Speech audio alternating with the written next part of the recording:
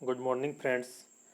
JSSC CGL एवं JPSC की आगामी परीक्षाओं की तैयारी में तत्परता से जुड़े सभी अभ्यर्थियों की बेहतर तैयारी हेतु हम अपने YouTube चैनल के माध्यम से आप सबों के लिए परीक्षोपयोगी प्रश्नों की एक सीरीज का आरंभ इस वीडियो के साथ कर रहे हैं, जिसमें आप सबों का स्वागत है।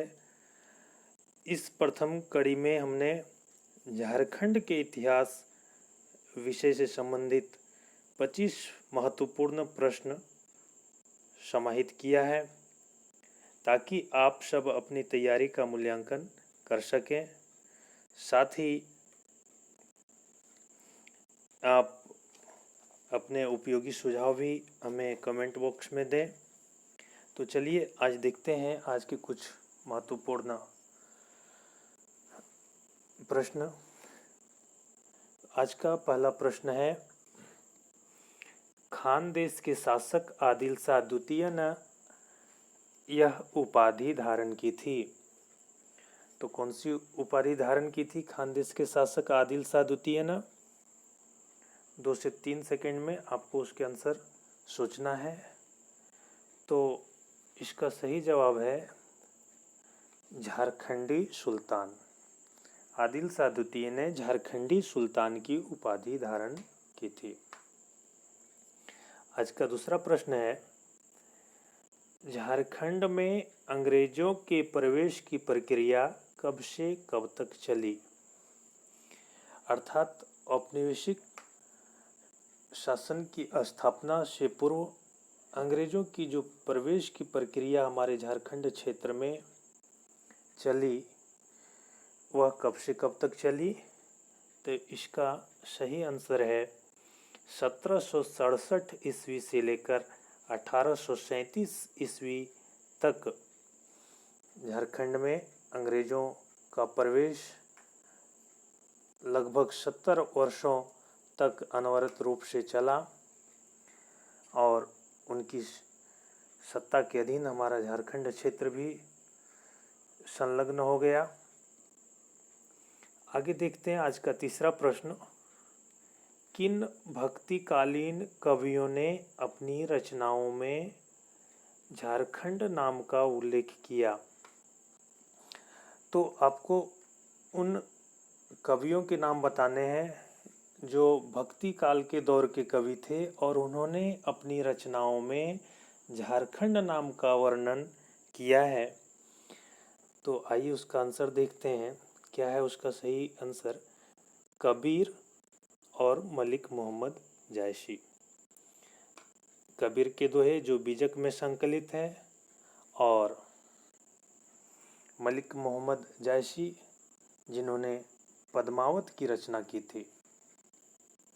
आज का चौथा प्रश्न है, चीनी यात्री फाहियान ने अपनी यात्रा वृत्तांत फो कोकवी में छोटा नागपुर को किस नाम से संबोधित किया है?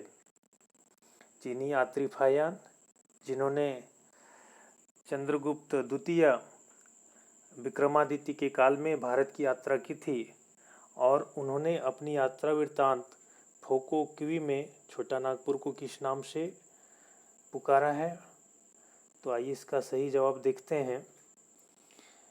इसका सही आंसर है कुकुट लाड। तो फाहियान ने छोटा नागपुर को कुकुट लाड के नाम से संबोधित किया। यह प्रश्न पिछली परीक्षाओं में भी आ चुका है, तो इसे ध्यान में रखेंगे। आज का पांचवा प्रश्न है, दक्षिण पश्चिमी सीमांत agency south western frontier agency जो अंग्रेजों द्वारा 1834 में गठित एक प्रशासनिक इकाई थी, इसका मुख्यालय था। अर्थात झारखंड के आसपास के क्षेत्र को अपने शासन के अधीन लेने के पश्चात यहाँ की शासन व्यवस्था को संचालित करने के लिए एक एजेंसी उन्होंने जो कि एक प्रशासनिक इकाई थी, यह उसका गठन किया था 1834 में, तो इसका मुख्यालय उन्होंने कहाँ बनाया? तो इसका मुख्यालय कहाँ बनाया उन्होंने? आइए देखते हैं। इसका सही आंसर है विल्किंसनगंज, जिसके अन्य नाम है बिशनपुर, जो बाद का रांची भी कहलाया। आज का अगला प्रश्न है, झारखंड का दूसरा सबसे बड़ा भाग संथाल परगना के प्राचीनतम अन्य नाम है। 2 से 3 सेकंड के अंदर दोस्तों आपको प्रश्नों के आंसर सोच लेने हैं, जिससे आपको यह अनुमान हो जाएगा कि आपकी तैयारी किस दिशा में चल रही है। तो संथाल परगना के प्राचीनतम अन्य नाम विगत परीक्षाओं में भी आ चुका है और इसका सही आंसर है नरीखंड या कांकजोल। यहाँ झारखंड का दूसरा सबसे बड़ा भाग संथाल परगना, जबकि यदि पूछा जाए कि सबसे बड़ा भाग कौन सा है, तो सबसे बड़ा भाग छोटा नागपुर है झारखंड का। आज का 7वां प्रश्न है, वेनसांग ने संथाल परगना के प्रमुख क्षेत्र राजमहल का उल्लेख किस नाम से किया है? तो आइए देखते हैं। इसका सही जवाब है कीचिंग कोयला। कीचिंग कोयला के नाम से राजमहल क्षेत्र का उल्लेख वेनसांग ने किया। यह भी चीन का एक तीर्थयात्री था जो भारत यात्रा पर 6ठी शताब्दी में आया था और उस काल में हर्षवर्धन का शासन था इस भाग में। तो वेनसांग को तीर्थयात्रियों का राजकुमार भी कहा जाता है। तो ये वेनसांग से जुड़े हुए कुछ प्रमुख तथ्य हैं। आइए बढ़ते हैं आगे और देखते हैं आज का 8वां प्रश्न, दामिन येको अर्थात पहाड़ी अंचल के अंतर्गत कौन से क्षेत्र शामिल थे? दामिन येको के बारे में बताना है कि उसमें कौन कौन से क्षेत्र शामिल थे। तो क्या है इसका सही आंसर? आइए देखते हैं। राजमहल, पाकुड़, गोड्डा और दुमका। दामिन येको जिसकी घोषणा 1824 ईस्वी में की गई थी और ये उससे जुड़े हुए तथ्य हैं जिसे ध्यान में रखना आवश्यक है। आइए देखते हैं आज का 9वां प्रश्न, झारखंड में ताम्रपाषाण युगीन संस्कृति का केंद्र बिंदु था। इसका राइट आंसर है सिंहभूम क्षेत्र। तांबे से जुड़े हुए औजार, हथियार बनाने की कला का विकास का केंद्र बिंदु जो था वह सिंहभूम क्षेत्र था। आज का अगला प्रश्न है, झारखंड में कांस्य युगीन संस्कृति और लौह युगीन संस्कृति का सूत्रधार किन जनजातियों को माना जाता है? तो यहाँ की जो जनजातियाँ हैं जो जंगलों में निवास करती थी और आज भी करती हैं, उन्होंने कई सारे कला संस्कृतियों का उत्थान किया। और तो ये कौन सी जनजाति थी जिन्होंने कांस्य युगीन संस्कृति और लौह युगीन संस्कृति का सूत्रधार किया? तो वो आरंभिक जनजातियां थीं और वे थीं असुर और बिरजिया। असुर और बिरजिया। आगे बढ़ते हैं और देखते हैं आज का 11वां प्रश्न, झारखंड की सबसे प्राचीन जनजाति कौन सी है? सबसे आदि जनजाति का नाम आपको बताना है। तो वह जनजाति है असुर जनजाति और असुर के बाद कोरबा जनजाति का झारखंड में आगमन हुआ।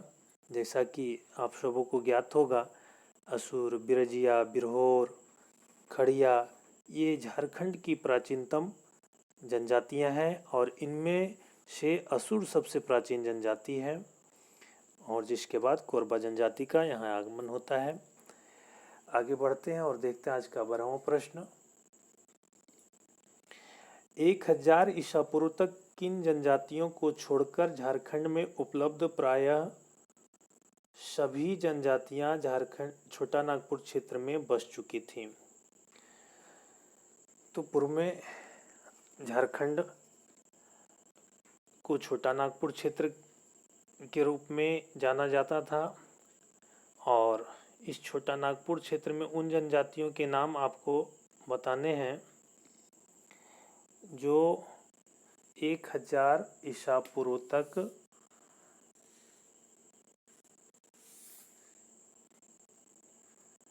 नहीं बस पाए थे, अर्थात 1000 ईसा पूर्व के बाद इनका आगमन माना जाता है।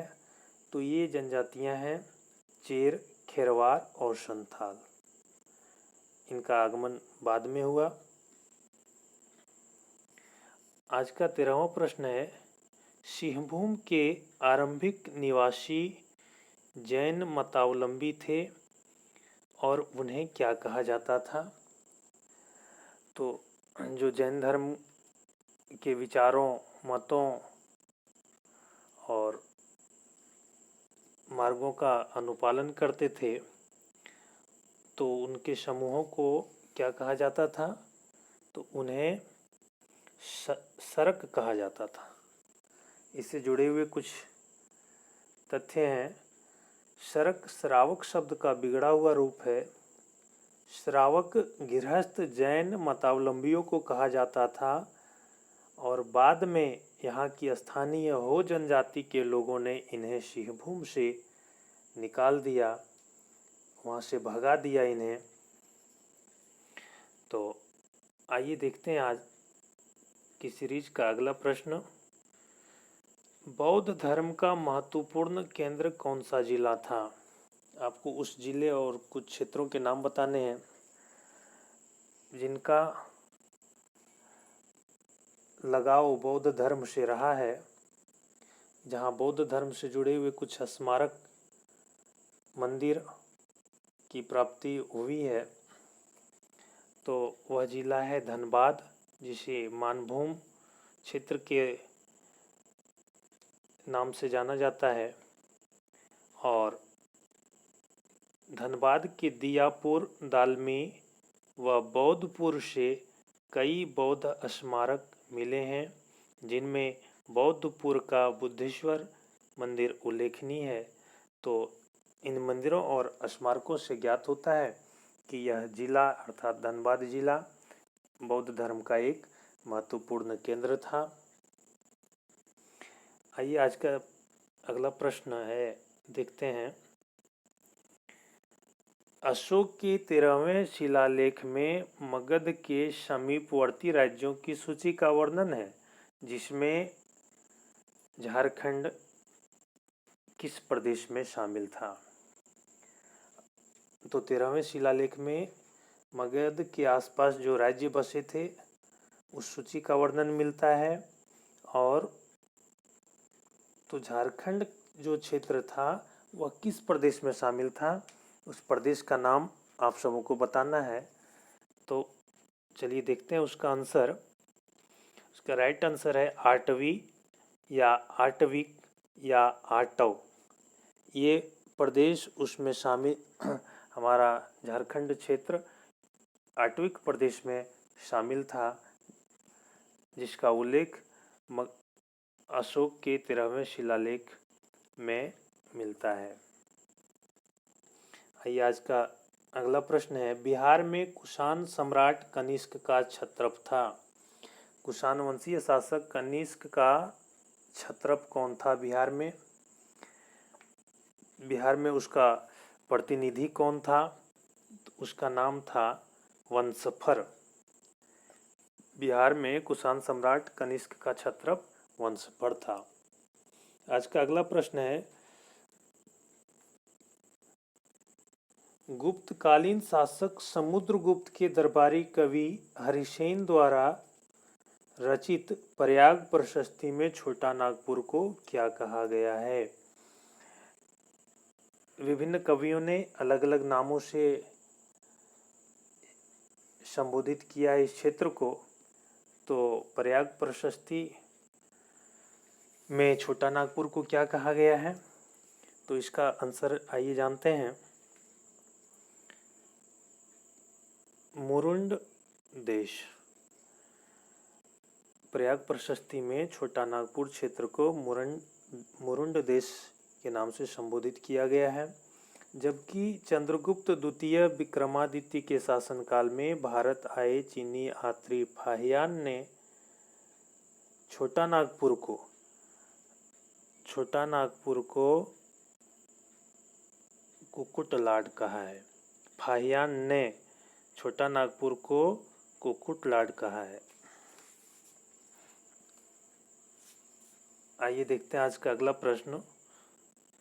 गुप्तोत्तर काल में गौड़वंशीय प्रतापी शासक शशांक, जिसका शासनकाल 602 ईस्वी से 625 ईस्वी तक था और वह एक कट्टर शैव उपासक था, और उसने किस धर्म के लोगों का उत्पीड़न किया?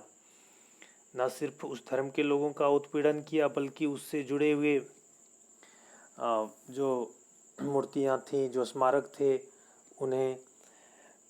उनका तोड़ फोड़ किया, उनका भंजन किया।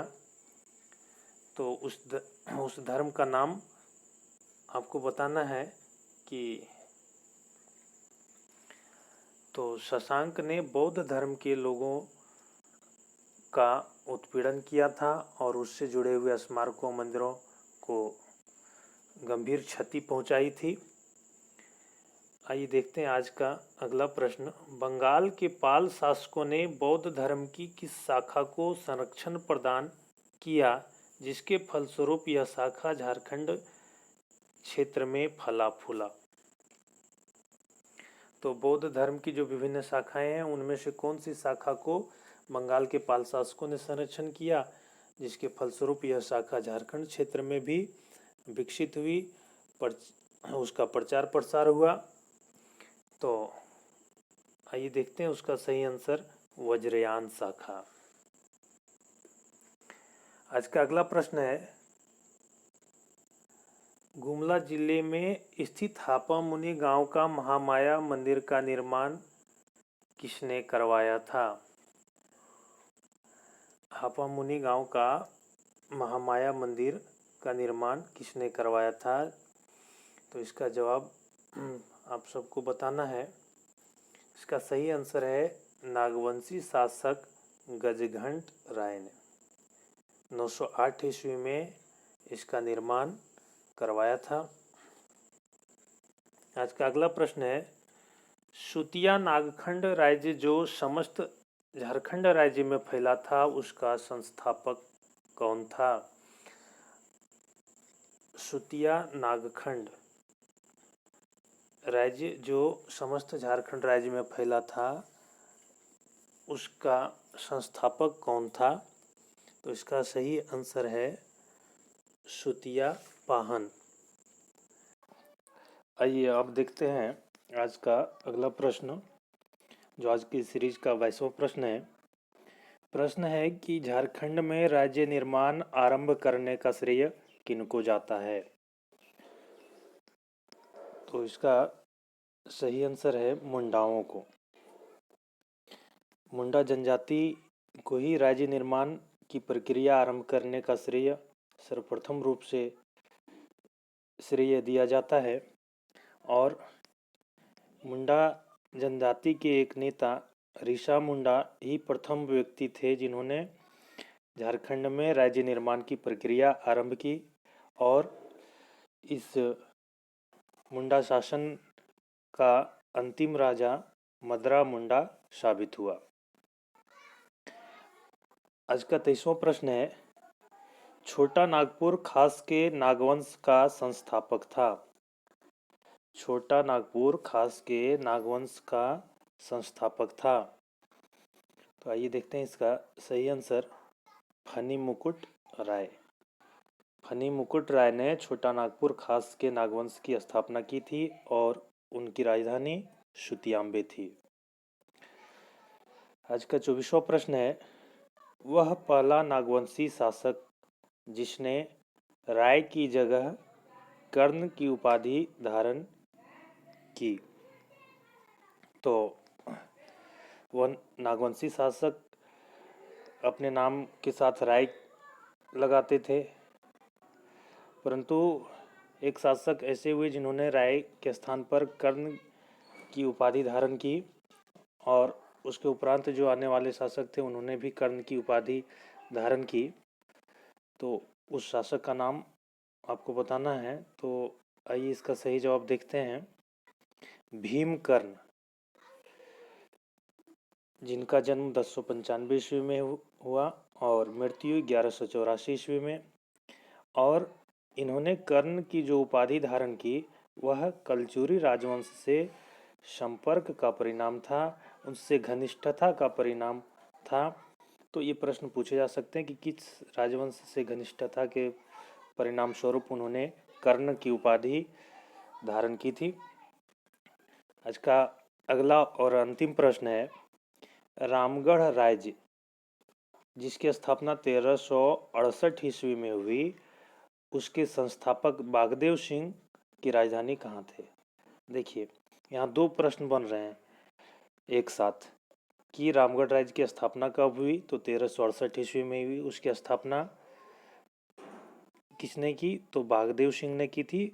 और आपको बताना है उसकी राजधानी कहाँ थी। तो आइए उसकी राजधानी देखते हैं। तो सिसिया रामगढ़ राज्य की प्रथम राजधानी थी। उसके बाद में उस सिसिया से राजधानी का स्थानांतरण हुआ उर्दा, बादम, रामगढ़, इचाक एवं पदमा के रूप में, और पदमा इसकी अंतिम राजधानी थी।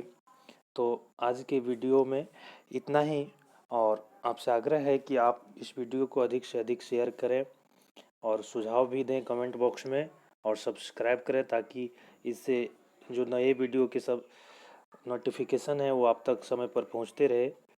तो थैंक यू।